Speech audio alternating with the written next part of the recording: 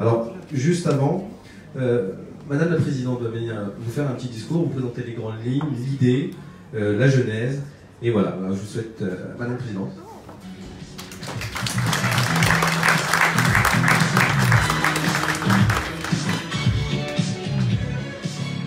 J'aime beaucoup quand il m'appelle Madame la Présidente.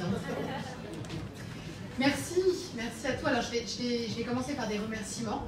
Je vais remercier Thibaut Ternay, qui est le directeur général des Bateaux-Mouches, qui nous accueille ce soir dans ce merveilleux endroit. Il m'a dit qu'on allait avoir la privatisation du bateau Zouave. Voilà, vous êtes actuellement dans le Zouave. Je pense qu'il y avait une petite pointe d'humour, quelqu'un de taquin. J'ai pris quand même, j'ai pris. Je vais remercier nos mécènes de ce soir. Donc on a Mohamed Benadja de la société VAPS. Je vais vous demander de l'applaudir. On a également Mouloud Bezou qui est présent aussi. Je vais remercier également ma merveilleuse équipe sans qui cette soirée n'aurait pas pu se faire. Donc je vais vous demander d'applaudir Amélia Trari, qui fait partie de la communication, Ma Laquerrière, Fédois Ekassi et la dernière petite Farah. Merci beaucoup à eux. Et puis surtout, mon merveilleux vice-président, Malik Yetou, sans qui cette aventure ne serait pas aussi enthousiasmante.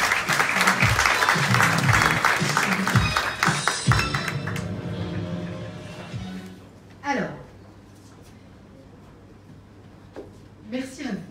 merci à vous, association. Je suis très contente d'être face à vous et assez honorée, à vrai dire. J'en connais beaucoup, j'en ai rencontré un certain nombre. Si on est là ce soir, c'est parce qu'on avait décidé effectivement de créer le mouvement éthique. Je laisse les messieurs s'installer. C'est qu'on a décidé de créer le mouvement éthique et je ne peux pas occulter l'actualité. On est actuellement dans des phénomènes de colère, d'insurrection et si aujourd'hui on entend ici et là que la banlieue ne se mobilise pas ou n'est pas en colère, c'est pas parce qu'elle ne souffre pas, c'est pas parce qu'elle n'est pas en colère, mais c'est surtout parce que vous, association, vous êtes là comme un amortisseur social.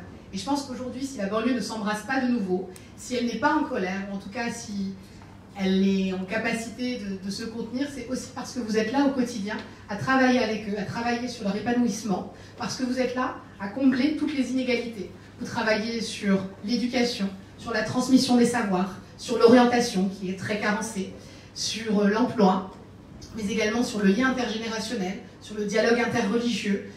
Vous êtes de tous les fronts. Et je pense que si on a des personnes à applaudir ce soir, c'est bien vous. Donc merci à vous.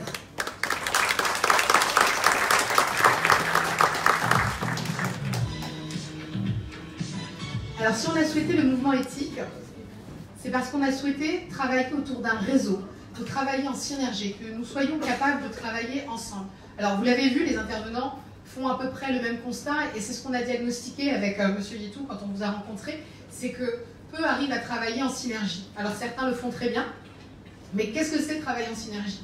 Travailler en synergie, c'est mutualiser les moyens, mutualiser les objectifs, mutualiser aussi la logistique, c'est d'être en capacité de répondre à des projets en commun. Et aujourd'hui, on s'aperçoit que même au sein d'un territoire, très peu arrivent à le faire. Alors on l'a expliqué, parfois pour des questions d'ego, parfois pour des questions de financement, mais il est nécessaire que sur les territoires, nous soyons en capacité de le faire. Et c'est ce qu'on essaye de vous offrir avec le mouvement éthique, c'est de vous offrir un cadre. Alors comment on va fonctionner? Par deux manières. La première, c'est de créer en fait des événements, de vous offrir un cadre. Donc aujourd'hui un bateau, demain chez Le Bon Coin ou chez Cdiscount, on a aujourd'hui énormément d'entreprises qui souhaitent se mobiliser pour nous offrir des grands espaces pour se rencontrer. Donc l'idée, c'est d'organiser tous les trimestres une assemblée où on essayera d'aider chacun à se mobiliser et à essayer d'aider les autres pour avancer dans leurs projets. Mais il est compliqué de se réunir systématiquement en grande assemblée, donc on a décidé de créer une plateforme informatique qui émergera premier trimestre 2019. Sur cette plateforme, vous aurez l'occasion de travailler votre visibilité, mais surtout vous identifier, d'échanger, de dialoguer, d'émettre des besoins en termes de moyens humains ou moyens logistiques, d'y répondre aussi. L'idée, c'est que votre plateforme, vous la fassiez vivre. Et puis, Le réseau, bien entendu, c'est d'être en capacité chez nous, d'être mis en lien avec des entreprises, des fondations, pour que vous puissiez être accompagnés sur les projets. Voilà le premier volet du mouvement éthique, c'est le réseau. Le deuxième volet sur lequel on a voulu travailler, et Farid l'a justement rappelé, c'est la formation. Alors, Samira, comme elle le disait, elle s'est lancée un petit peu au petit bonheur la chance, et puis elle a appris sur le tas.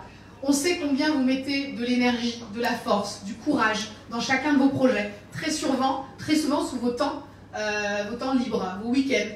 Et on a la volonté de vous transmettre des compétences, de vous transmettre des outils pour vous faciliter.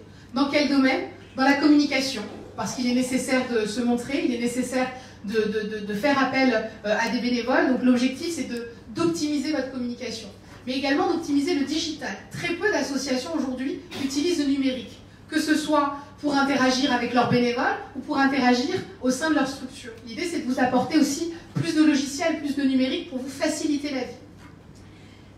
On a également prévu des ateliers sur l'organisationnel. On ne devient pas chef de projet du jour au lendemain, donc l'idée, c'est aussi de vous donner des compétences, des formations pour que vous puissiez le devenir.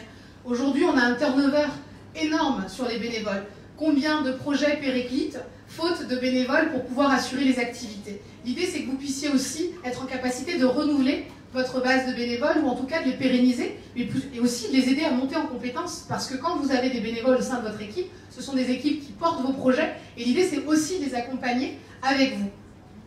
On aura également, et on l'a entendu tout à l'heure, le nerf de la guerre, les finances. Bien sûr que notre objectif, c'est aussi que vous puissiez équilibrer votre modèle économique. Quand je dis équilibrer votre modèle économique, on a entendu un petit peu ici et là des réflexions sur les élus. Il est vrai que beaucoup d'associations tombent dans une forme de dépendance avec les collectivités. Et il suffit qu'une élection avec une couleur politique qui bascule pour que des associations périclitent et disparaissent. Il est juste pas possible que des associations disparaissent alors que les besoins des bénéficiaires sont réels sur les territoires, juste parce que vous avez une forme de dépendance totale vis-à-vis des subventions. Alors l'idée, c'est de l'équilibrer. Je ne vous demande pas de renoncer aux subventions, elles sont là. Aujourd'hui, vous participez à un service public, que ce soit dans la solidarité, la citoyenneté, l'emploi, l'éducation. Donc vous êtes une continuité de ce service public. Il est normal que vous receviez de l'argent qui provienne des institutions. Mais pour éviter de tomber dans cette dépendance et pour regagner des relations beaucoup plus sereines, il faut effectivement équilibrer ce modèle économique. Comment? Tout simplement en mobilisant le tissu économique local, en mobilisant les grandes entreprises, en allant chercher aussi auprès d'autres institutions, le département, la région, l'Europe directement. L'idée, c'est que vous puissiez aussi avoir plus de force auprès des fondations. Les fondations ont beaucoup de mal à faire confiance à des toutes petites assos parce qu'elles sont peu structurées. Et Samira pourra en témoigner. L'idée, c'est que vous puissiez aussi gagner en structure pour aller capter d'autres types de finances. En tout cas, c'est les souhaits qu'on porte. Et puis, on est là pour vous accompagner et on est là aussi pour vous donner un maximum d'outils. Le troisième volet, enfin, c'est le laboratoire d'idées. On a souhaité un laboratoire d'idées parce qu'on s'aperçoit que nos élites décident beaucoup pour nous, mais quand leurs idées ou leurs solutions arrivent sur le terrain, ça devient tout de suite des usines à gaz et c'est très compliqué à mettre en place. Alors qu'avec peu de choses, peu de moyens, vous êtes en capacité de faire des choses extraordinaires. Et c'est ça aussi qu'on souhaite porter. C'est que vous avez une ingéniosité, une créativité qui est essentielle et que nous devons porter. Alors ce laboratoire d'idées, on l'a voulu avec nos 5 mots-clés, nos 5 commissions, l'éducation, l'entrepreneuriat, l'emploi, la solidarité, la citoyenneté, parce que nous voulons que vous, acteurs associatifs, puissiez apporter votre matière grise, puissiez apporter votre créativité pour qu'on décide des solutions de demain. Donc l'idée, c'est que ces commissions seront réunies avec des acteurs spécialistes et vous pourrez apporter des experts ou établir des commissions avec des personnes que vous allez auditionner. Et l'idée, c'est de rédiger des rapports que nous allons porter ensemble auprès des institutions. Parce que je suis persuadée que l'intelligence collective que nous pouvons porter ensemble peut produire beaucoup plus d'efficacité. Et puis, quand je vois avec si peu de moyens ce que vous êtes capable de faire, j'ose le dire, vous êtes parfois beaucoup plus productif que certains élus. Alors l'idée, c'est pas d'opposer élus et associatifs, mais j'ai vu des choses extraordinaires. Pour ne citer qu'une association, vous avez ici l'association d'Idriss Niang qui, par exemple, établit le recrutement de la SNCF avec des meilleurs résultats que Pôle emploi. Aujourd'hui, on est clairement une continuité du service public, voire même nous pallions aux carences de l'État. Donc il est normal que vous puissiez aussi aujourd'hui avoir une meilleure visibilité et beaucoup plus de moyens. Et ces idées, nous voulons les rédiger, nous voulons les rassembler, nous voulons travailler ensemble cette matière grise pour pouvoir la porter et surtout transmettre sur tous les territoires nos solutions, vos solutions. Et puis je terminerai enfin mon propos, parce qu'il faut bien terminer, et on a pris beaucoup de temps ce soir. Nous, acteurs associatifs, nous sommes en mesure de penser l'avenir de nos territoires. Je terminerai juste par dire que le monde n'avance pas, c'est nous qui le faisons avancer. Je vais vous demander dans ces cas-là d'être en mouvement et d'être en mouvement éthique.